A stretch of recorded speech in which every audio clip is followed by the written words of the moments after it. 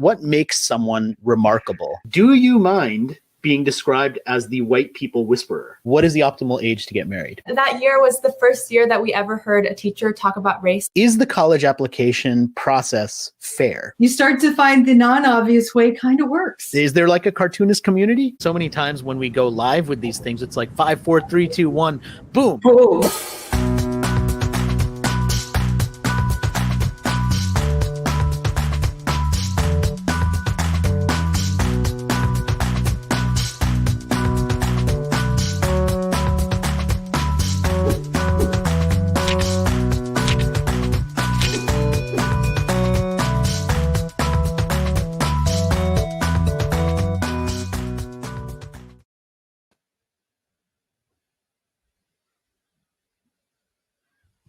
Happy Thursday, Non-Obvious Nation. It is time for another episode of the Non-Obvious Insights Show. I am your host, Rohit Bhargava, and we have a big topic this week, perhaps the biggest topic, the most futuristic topic you could ever imagine, which is space and space exploration. And it has been a big week for space. You've seen news probably of the Mars rover landing. You've seen news of the SpaceX mission and who is going to get to go on that, and lots of other related stories to that. I've been watching like images of Jupiter, and like I'm a space nerd. I love space. I love science fiction. This is like a personal passion for me, but it's also a really interesting topic when it comes to some of the big questions that are coming around space. Where are we going to go? Who are we going to send? What should we be exploring? Where should we be spending money? Is it all even worth it? I mean, these are so many big questions, and we are going to talk about all of those. And I have a action-packed panel ready to go. So exciting that maybe you can even hear my dog in the background, like getting excited about it. And maybe he wants to go to space too. So first of all, if you haven't been watching, or if you've just heard the news but haven't actually seen what has been happening, I wanted to play a very short clip from a NASA video of an animation of the landing that just happened this week and the implications of that. So let's play that clip first, and then we'll jump into a conversation about it. The science team identified Jezero Crater as basically an ancient lake bed and one of the most promising places to look for evidence of ancient microbial life and to collect samples for future return to Earth.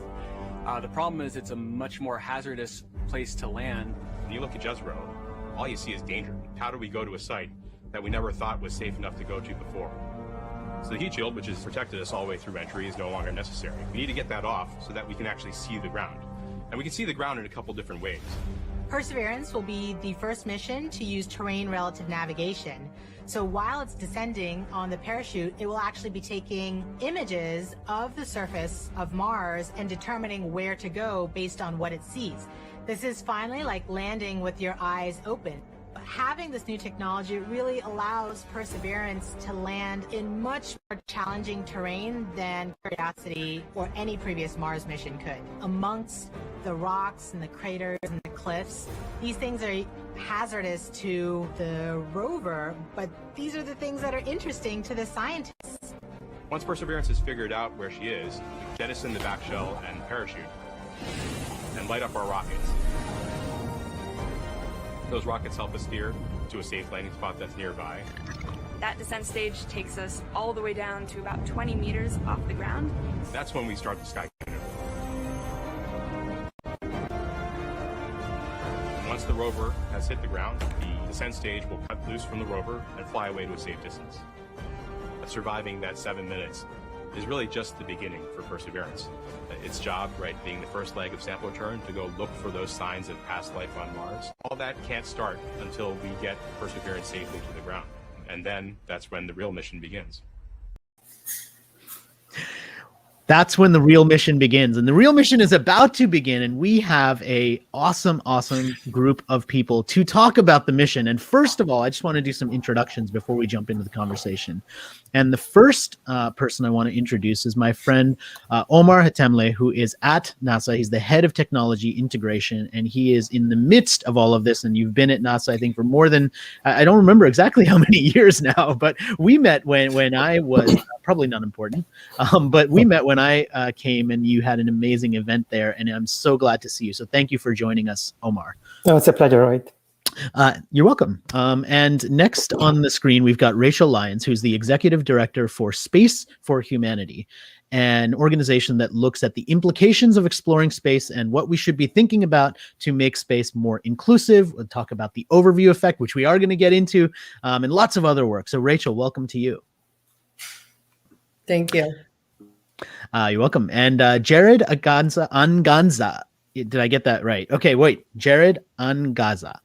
Angaza, you got it. Okay, all right, good. See, I put an extra N in there. People do that with my name too. They put like an extra R or like an extra B. So my apologies, but I did get it right. And Jared is a strategist, philosopher, humanist at the Space for Humanity as well, and has done a lot of activism work. He's worked in space activism, which is a specific type of activism you might not be familiar with, and we're going to talk about that as well. So welcome to you, Jared. And finally, we have Shayna Hume, who is a PhD candidate in EDL, studying EDL, which is entry, descent, and landing, which is specifically what the lander just did. So very relevant for right now. And you are going to share some of your thoughts about that and also about space activism and some of the interesting things you're working on. So thank you for joining us also. Thanks.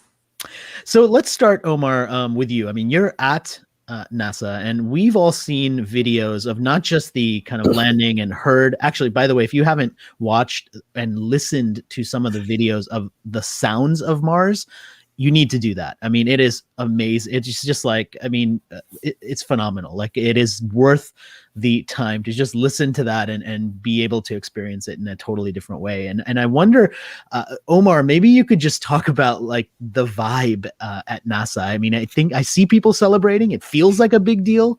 What's happened this week? Yeah. Is it a big deal? Like, what is the feeling, the emotion right now? No, absolutely, right. It's extreme excitement, obviously. You know, when we do, the more we do of these missions, it starts looking like routine, but it's absolutely nothing to do with routine. You can't believe how extremely complex it is to send a mission, you know, hundreds of millions of miles away from Earth, completely autonomous, and then having it land on Mars safely, which is by itself a huge complexity. That by itself is incredible. But that tells you the state of technology that humanity is achieving, that people look at that, you know, it's kind of cool, but yeah, that's okay. But it's incredibly complex, incredibly difficult. And the amount of people that are involved in it, from JPL to other NASA centers, from academia, from industry, from international partners, and having everything precisely at the right time, at the right moment, and land safely, I think that is definitely an incredible feat of technological evolution that we've achieved for sure. One of the things I love about what I was able to watch, at least, is that it seems like there's a very intentional choice within NASA to not only focus on the science, which is obviously the main thing and important, but also the storytelling and the way that that story rolls out, and the fact that people can watch live and that they can listen to the sounds of it. Can you talk a little bit about how important the storytelling is to that, and whether that's like, whether it is as intentional as it seems? So space exploration it has multiple components, multiple elements. First one is geopolitics. You know, like we look, for example, how the whole thing started. It started, for example, in the Cold War. It was competitive in nature between the Soviet Union and the United States. And then it evolved more into collaborative, like we had in Space Station. And then we moved into the new commercial space that we have right now, and more people are entering into it. So first of all, there's the geopolitics aspects of it. There's the science aspect of it. There's the economic component of it. If you don't know, people always ask, why are we spending so much money on space when we need it on Earth? But for every dollar you spend on space, there is at least $3 in return in creating jobs, in creating economy, in creating technologies that have 100% implications on Earth. But then again, you need to develop the interest into the future generation, the future scientists, the future engineers, the future of the workforce that will be driving the economy and the nations forward. And unless we do complex deals like these, you know, complex missions, people are not going to be excited now. So we have to work a lot on how to excite people and bring as many people as possible on the journey and moving the economies forward with the fast technological evolution and challenges and endeavors we have moving forward in the future. Do you think one of the main jobs of NASA is to inspire people? It's definitely one of them, absolutely. I mean, first of all, people need to understand where the tax dollars are going. So we need to show them, the amazing stuff we're doing with the budgets we're receiving. First of all, creating job, learning more about the planets, about the science, about Earth, and all these kind of things. But absolutely, I think reaching out to people and the learning and encouraging people to go into these fields is a cornerstone for sure, as part of STEM. And we always talk about STEM like science, technology, engineering, and math. But I think there's also recently been a component of art, because there is an art in everything we do as well. So some people have been referring it to STEAM. So reaching out to all these people in different ways is amazing. And also, like you said, Rohit, earlier, it's how you tell the story. Telling a story could be something extremely exciting, very attractive to people. It could be something boring. And the more you engage people have very short attention span nowadays. So you have to be careful, how to engage them in ways unconventional, and bring them on to see what the story is, and get them on board in the journey you're going with. Yeah, engaging people in this is so important. And Rachel, you're the executive director of a group called Space for Humanity, which has as part of its mission educating people and teaching people about what it is to explore space. And I thought that maybe to start off with, you could give us a little context around the space industry, because I think a lot of times when people who are not in the industry look at that, they kind of think NASA, SpaceX, maybe the people who make the rockets, and like that's the whole industry. But it's really not. I mean, there's many other parts of this industry. So maybe you could just lay a little bit of a foundation for like, what is the space industry? Absolutely. Yeah. The space industry goes much beyond NASA, SpaceX, and the ones that you see on the headlines. There's countless satellite companies. There's companies that are working to create moon settlements, or working to create the things that are going to get us to the moon. There's deep space communications companies. There's companies that are thinking about and working on how are we going to get to Mars. There's commercial space companies that are going to be selling tickets. So you can purchase a ticket and you can go to space. And or maybe win a ticket. I'm sorry? Or maybe win a ticket. Or maybe win a ticket, yes, with the SpaceX thing that just came out. That's really what I'm focused on. And so one thing about Space for Humanity's mission is that we're working to use space to create impact on Earth. And the way that we're doing that, the ultimate vision, is by sponsoring people from all over the world to go to space with these commercial space companies. So there's companies like Virgin Galactic, Blue Origin, which is Jeff Bezos's company, the Space Perspective, which is a stratospheric balloon company. All of these companies that they could be flying within the next year. And so it's like 100 years ago, we were at the cusp of this new era in air flight, and you could buy a ticket and you could go across the country. And now this is where we're at in space flight. So with these companies, and that is the part of space that I am particularly excited about. And yeah, I mean, the space industry is huge. It requires so many different types of talents and trainings and thinkings, because it's like, yeah, if you think about the possibilities for what life off this planet could look like, humans could be on space stations. We could live on the moon. We could live on Mars, and we could go beyond, beyond, beyond. And that technology starts much before we send humans there. So there's a whole movement, effort, billions of dollars or more going towards this in so many different ways. It goes much beyond NASA, which is really, really exciting, because there's so many ways that we can get there. Yeah, and when there's so many ways to get there, one of the things that becomes interesting is prioritization, right? Like figuring out what to do next and where to go next. Mm-hmm. And I know that one of the fundamental principles of space exploration and really space philosophy is something called the overview effect. Mm-hmm. And I know your organization is very inspired by that. So for people who aren't familiar with it, can you describe what the overview effect is and why it matters? Absolutely. It is one of my most favorite things to talk about. Great.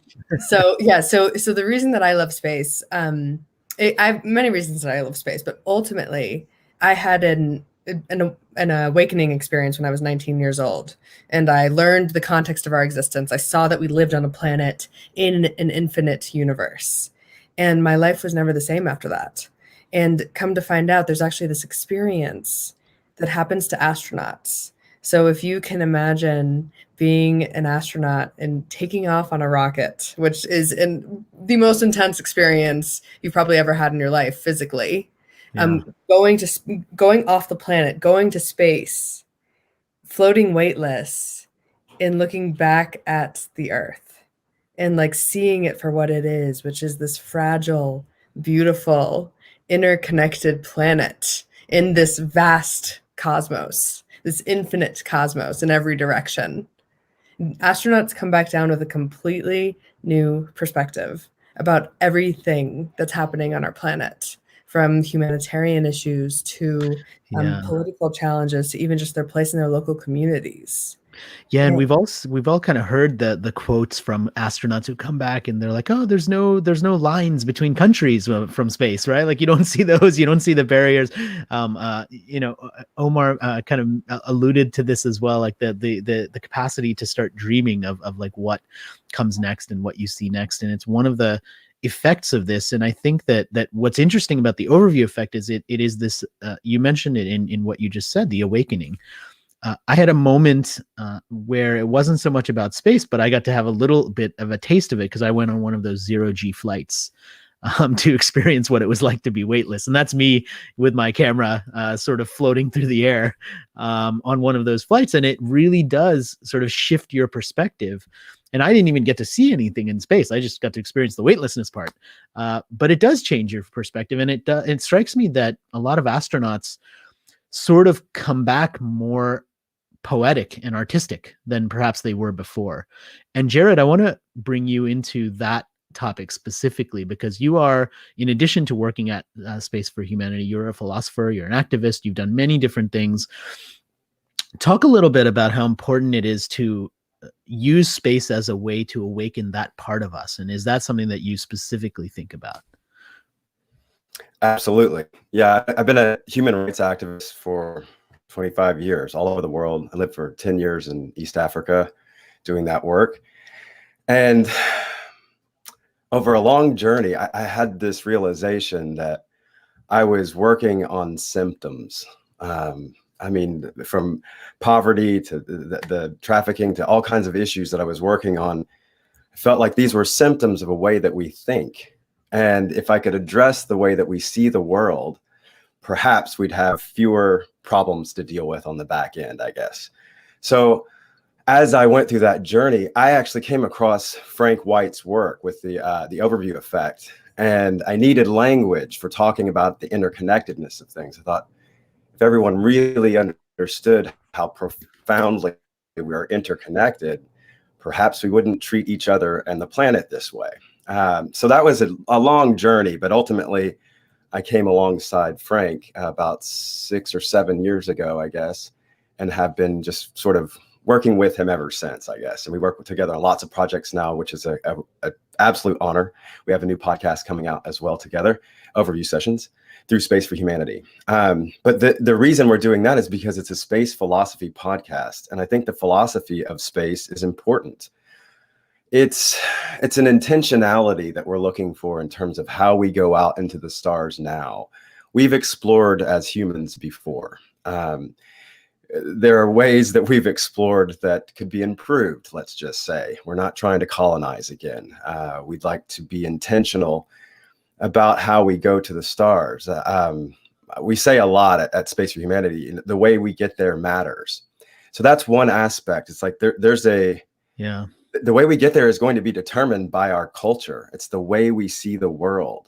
So at our organization, we're focused on how can we get people to understand our interconnectedness at the level that there's a reverence for it, that we dare not, hurt the planet or each other. It's a cultural move, really. And I think we want a culture that celebrates our uniqueness and that prioritizes our unity, and one that, we talk about our future in space all the time. And one of the things we say at Space for Humanity is our future in space will be determined by who we resolve to be on Earth today. We're designing it now with our thoughts and with the way that we behave. Yeah, it really does elevate the idea of going to space as something that brings people together, that has unity. And I want to come back to that. But one of the things that really interested me this week that I think relates to that, but is sort of lays the groundwork for it, is something that I wanted to ask Shayna. I wanted to ask you about, which is what is going to be possible for us to do when it comes to technology, right? So like we've just seen something really remarkable when you think about the complexity involved in choosing a site on a foreign planet, landing something there, being able to transmit everything back and learn from that experience and pulling it off successfully. So what is going to come? I mean, you're studying entry, descent, and landing. You're studying the future of this. What else are we going to be able to do? Yeah, I mean, that is an amazing question. And I just adore everything that Jared and Rachel have been talking about. It's not just that we go, it's how we go. And even though in my PhD, I'm working on the technical side and I'm trying to figure out new ways to go, I think that even as we pursue the technology, we have to keep in mind the meaning behind it. Because if we just pursue what is literally possible, that could lead us down a road very quickly that doesn't consider anything else. So it's good to keep them together. As for what's possible, it's amazing that Perseverance highlighted the use of terrain relative navigation so well. That is one of the newest concepts in EDL that is being used at JPL and in the academia sphere. One of my PhD candidate coworkers is doing his whole dissertation on terrain relative navigation for asteroids. So seeing this hit the mainstream is beyond exciting. What I've noticed in my work as a PhD candidate in the past is that there is this issue with risk, where there are a lot of technologies that are low TRL, low technology readiness level. All of these ideas for how we can land in different ways and how that will enable not just more flights, but heavier flights to set the groundwork for the exploration and settlement of other bodies. But many of those are stuck in the academia sphere. So it will be very exciting as we figure out how to move those into both NASA and into the commercial sector for EDL. Do you think what's happened this week is going to inspire more kids, more people to go into space? I mean, for context, I am an early career EDL person. I see someone like Omar, and it just blows my mind to be in the same conversation because I am at the very beginning of my journey. When Curiosity went through the 7 minutes of terror and everyone was looking at EDL for the first time, I was a sophomore in high school. And that was one of the first times I ever thought about landing on Mars as a concept. I fell in love with space around 18, 19, just like Rachel did. And I had no idea that a decade later, I would be doing my PhD in that exact concept. So I think, not just accomplishing these things, not just landing on other planets, but showing how it fits into the human narrative is a way to show people that they don't just have to be engineers. They don't just have to be EDL PhD candidates. They can be a whole host of things supporting, surrounding, and within the space industry and contribute to this narrative going forwards. Yeah, I think that's so important. And one of the things that you mentioned that I would love to get Omar's take on actually is the people who are behind this, like the ones who are not the governmental groups, but like basically the rich white guys, right? Elon Musk, Jeff Bezos, Richard Branson. How much of what they're trying to do you think is because they want to leave their legacy? I mean, they're thinking about like being the one who kind of gets the credit for it. And how much of it is more altruistic? Absolutely. So before I answer this, I would like to follow on Shayna's deal about technologies. So the beauty about these technologies and that low TRL, how they're maturing at a much faster pace is because of the interconnectivity and the cross-cutting across all these technologies. Look, for example, when we had the Apollo program, the technology for the terrain assessment was used actually for image processing in the CT scans and MRIs. If we look, for example, at the software that was used for the Hubble telescope to be able to filter noise and get better imaging, is being used in the medical field in the pathology. So there is a lot of incredible cross-cutting technologies. So that means that not only one single industry can pay resources and money and time and effort into resolving it, but could be a collaborative effort across all the board. And that's actually, by the way, that's how we met, because when I received your invitation to come to NASA, it was as part of a interdisciplinary event, and your whole intention was to bring people who weren't in space and people who weren't necessarily in technology to start cross-pollinating ideas between them, which was such a futuristic way of thinking about collaboration. Absolutely, because the problem is getting out of the groupthink mentality. If I sit down with 10 engineers or 20 engineers, I guarantee you that the solutions or the idea is going to be very confined to the environment that we're living in. But when you bring in people, young and old, different cultures, different disciplines, believe me, it's the diversity of creativity. It will be beyond anything you expect, right? And just go ahead. Sorry. Yeah, no, I was going to say, I mean, that's the best case collaboration, right? Yeah. No, the flip side, which is sort of what the earlier question was alluding to, is competition, space competition, which is sort of the opposite of collaboration, right? Where you have all of these companies who are they're privately funded. They decide what they want to do. They're not answerable really to anybody except for the really rich guy at the top. Yeah.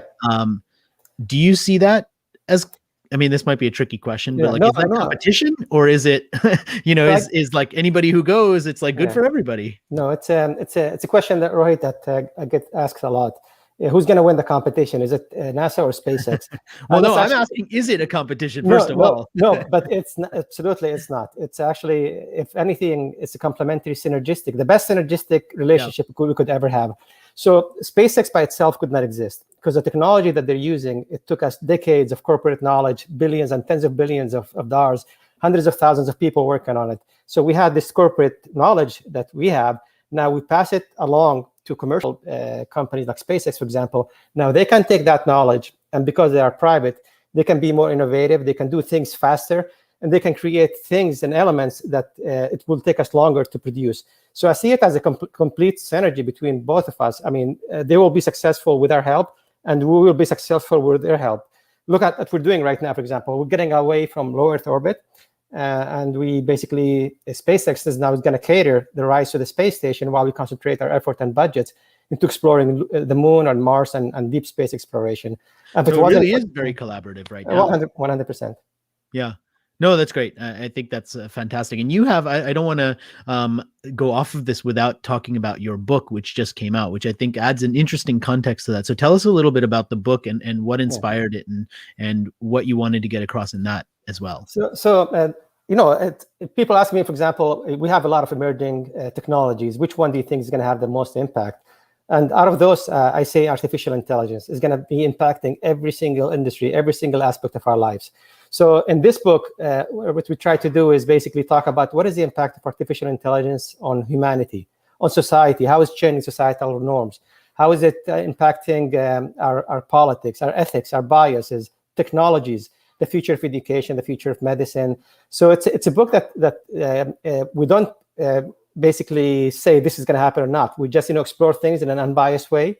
We give an overview, we give our ideas where we see things going and maturing in artificial intelligence, and the tremendous impact it's going to have on humanity, and give people kind of an idea of what's happening in the next 5 to 10 years, essentially.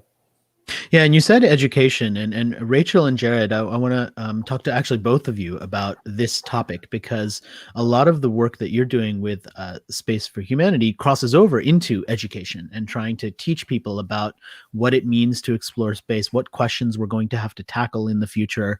How do you think about education when it comes to bringing people who aren't necessarily into space to that topic? You want to start? You start, Jared. Right on. Collaboration. Education has it gets into the culture discussion. When we talk about education, it's what is that training for? What is that education for? What is it putting into our minds? And it's why we have STEM and STEAM and adding art into it now. And there is a move for helping people to have a new perspective about how we explore and how we go to space. So we're very interested in the education side. We actually have an inclusion council that we've developed where we're focusing on inclusivity as we move forward into space and making sure we have an inclusive future there. We're also creating a junior council there where we have children that are focused on what's it look like to have an inclusive future in space. So it's an education side of that. Now, I have kids. I want to get them when they're young. Yeah, and how do people just, so we can make that actionable for people, if they're parents who are watching this, or maybe I have an audience of kids that I don't know about, like, how do they get involved in this? How do they become part of that? We've got the Inclusion Council stuff is coming out. Stay tuned to spaceforhumanity.com or .org, sorry. And we have lots of social media stuff that the kids like, and we've got ways for them to engage there. We have an amazing social media guy, Seb, and he's doing amazing things for us there, and creating ways for people to engage. So we have lots of things coming up. There's also a Goodnight Moon Base book coming out. I'm a big fan of Goodnight Moon, and somebody in our community. Well, we can get more information to you, but that's look out for that as well. There's lots of children's materials coming out to inspire our kids in going to space, and also how we go there. Yeah, I love that. I mean, maybe it's even Goodnight Mars Base one day soon, right? Yeah. Rachel, what do you think? Totally. Yeah. Well, thank you for the great question, Rohit and Jared. Amazing answer as always. So what I'm thinking about is how, like, our educational efforts, it's more than talking about the distance that Pluto is from the Earth, or how long it takes for a certain planet to orbit the sun. Though, that kind of education. That's the basics. Yeah. Sure. It's if you want to focus on that, then great. But it's more than the fast facts. Like, for me, it's about the fundamental perspective. And for me, this education is about having people see and understand and feel that we live on a planet in an infinite universe. And that all of our greatest challenges are occurring on this complex system of our planet. And in order to address them, and in order to treat other human beings with love and respect, perhaps, and in order to really think about it from this reality, we must zoom out, and we must educate each other on that true reality of our existence. So that's the I would say fundamental efforts that we're doing in education. And how important or valuable or not valuable do you think science fiction is as part of that, right? Like, science fiction and I'm kind of like regretting that maybe I didn't invite a science fiction author like for that that part of the context. But when you think about science fiction, and particularly like movies, but also books, I mean, we've all seen The Martian, and it looks like there's windstorms on Mars, which doesn't seem to be, something that would actually happen on Mars. So, like, science fiction sometimes gives us this like false view of what space is really like, but it also does inspire people because they see space and it looks amazing, and it's like, we should go there. Mm-hmm. So how do you think about science fiction? Is that like an element of what you think about? Is that just something that's out there where it's like, okay, this was good and this wasn't? I wouldn't say that I'm the biggest science fiction nerd. I love science fiction. I think it's great. Like, for example, let's bring Shayna in too, because she might be a science fiction nerd like me. Yeah. Just a little bit. Okay, just a little bit.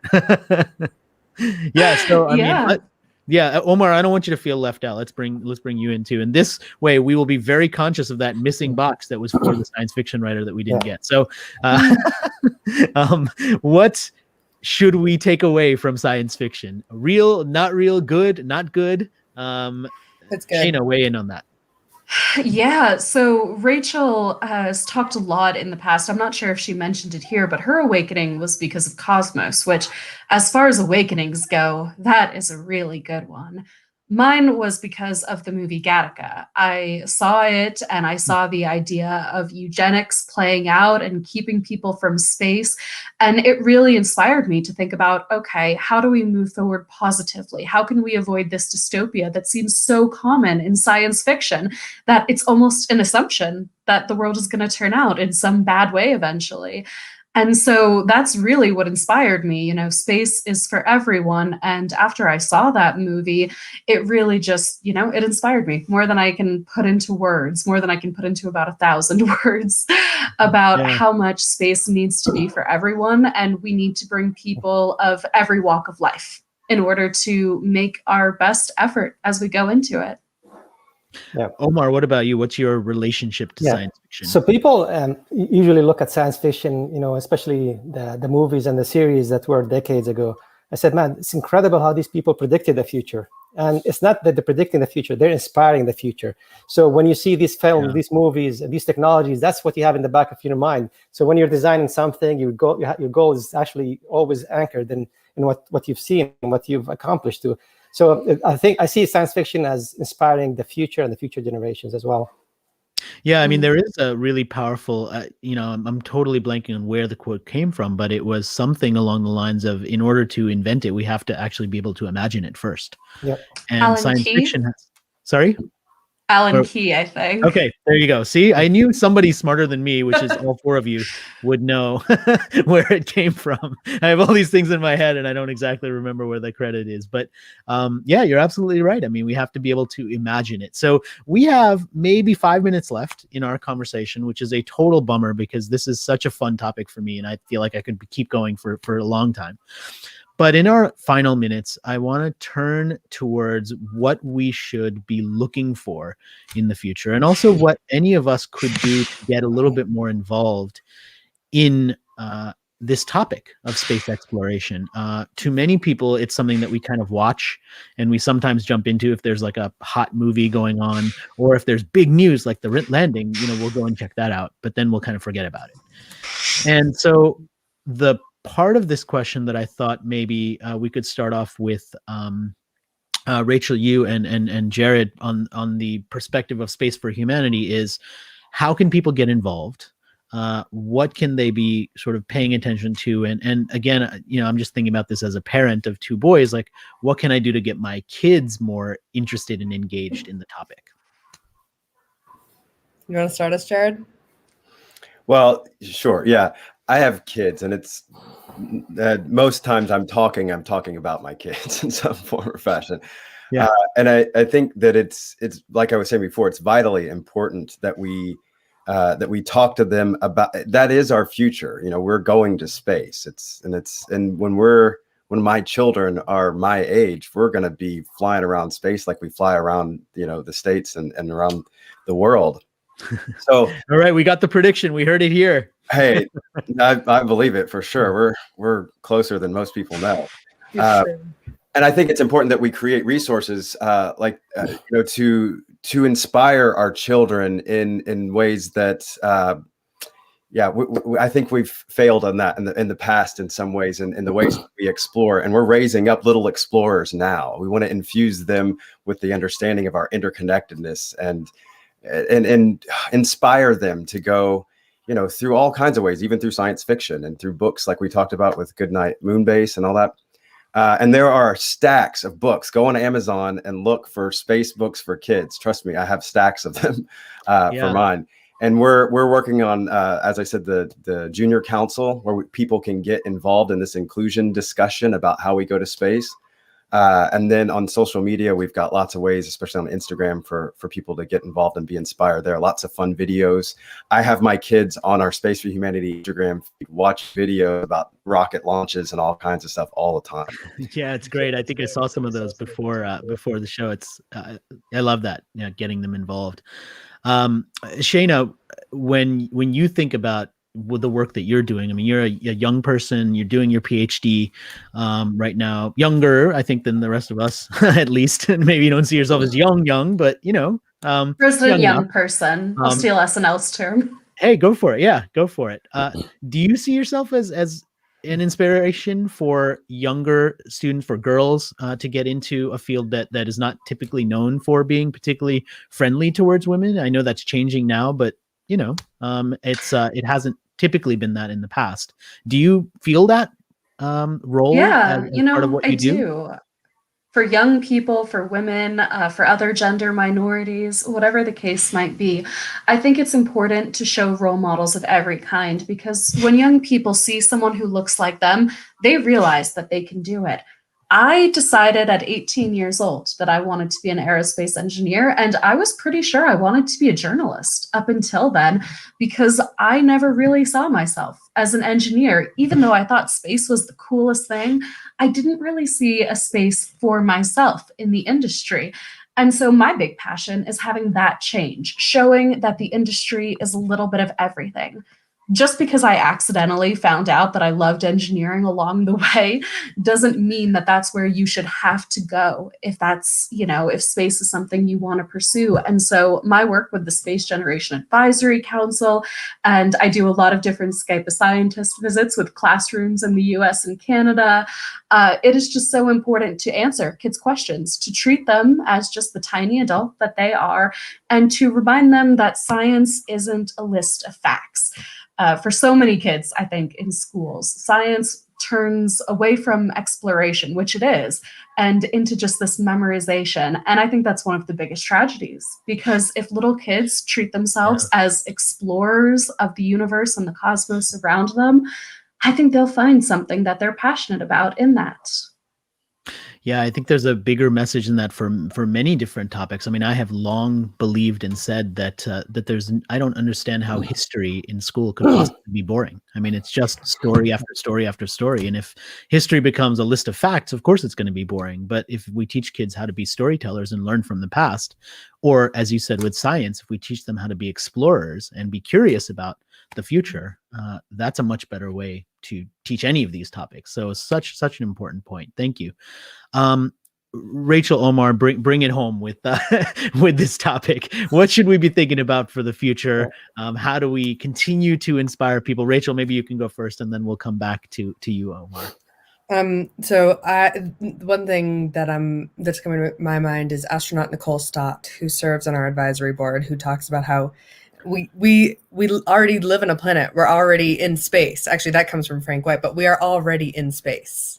And so going outside, putting your feet on the ground, looking up at the stars, and understanding the fact that we live in a planet floating in space, and all of these stars, are how they are so far away, and just the awe that brings. So bringing that kind of awe for existence, and as Shana was saying, curiosity and exploration, and teaching your kids that they can really do anything they want on this earth, and it's up to them. Yeah, I love that. Omar, talk a little bit about this idea of inspiration. What should we expect for the future? And also, like, how can people get a little bit more engaged and involved and aware of the many different things that NASA is doing? I mean, we have a lot of attention on this one mission, but obviously that's not the only mission or the only thing that NASA is working on. So I see inspiration as the first step. So first one, you inspire people, but the next thing is, what do you do after this? And I think we're living in an interesting time now where everything is democratized. We have democratization of technologies.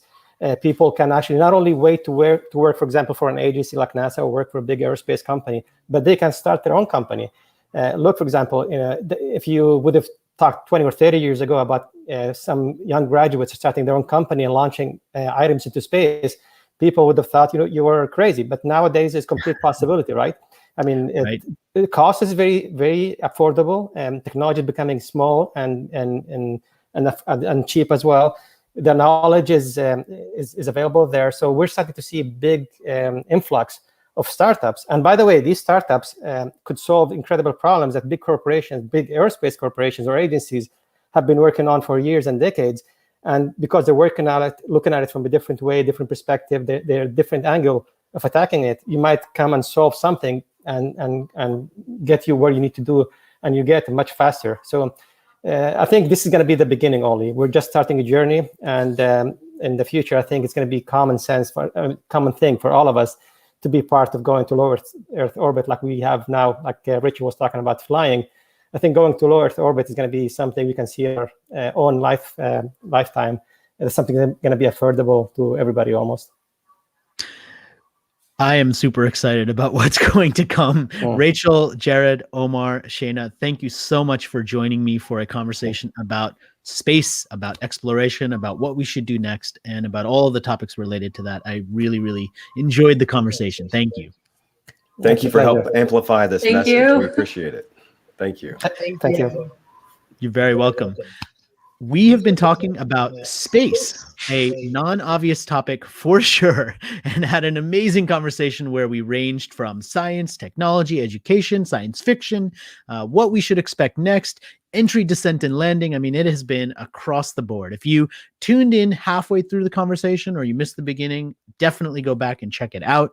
Every week, every Thursday, I interview a new panel of experts or an individual about a fascinating, interesting topic.